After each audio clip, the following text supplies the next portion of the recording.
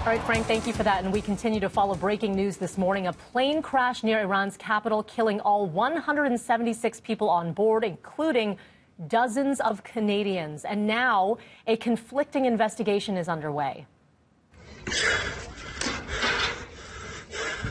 This here you can see burning debris scattered across a field.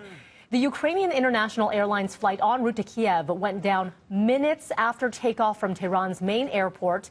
Ukraine's foreign minister says 63 Canadians are among the dead.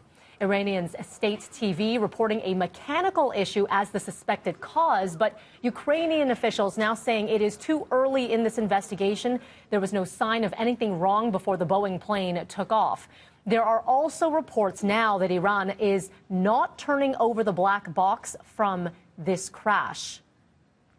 Now, that crash happening just hours after Iran launched a missile attack targeting U.S. troops in Iraq, prompting airlines to avoid the area. Air Canada is the only Canadian carrier that operates in the region. They are now altering their routes into and over the Middle East. Malaysia Airlines, Singapore Airlines, China Airlines also diverting from the airspace. And the U.S. Federal Aviation Administration is banning American carriers as well. Tensions, of course, between the U.S. and Iran are ramped up hours after the funeral of General Soleimani. Iran attacking U.S. bases in Iraq.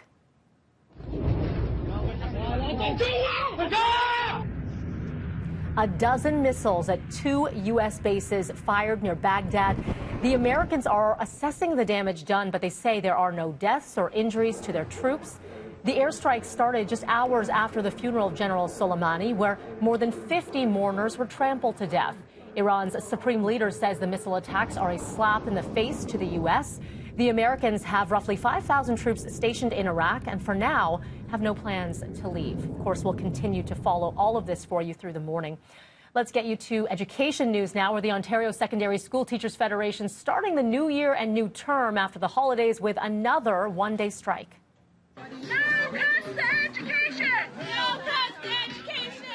Today, public high school teachers and education workers in Peel, Niagara, and several other boards staging a walkout, the fourth by OSSTF since job action began back in November. Talks with the Ford government remain stalled. The union wants the province to reverse changes like increased class sizes. The education minister maintains that wages are the biggest sticking point here. For a full breakdown on all of the boards that are affected, go to our website, citynews.ca.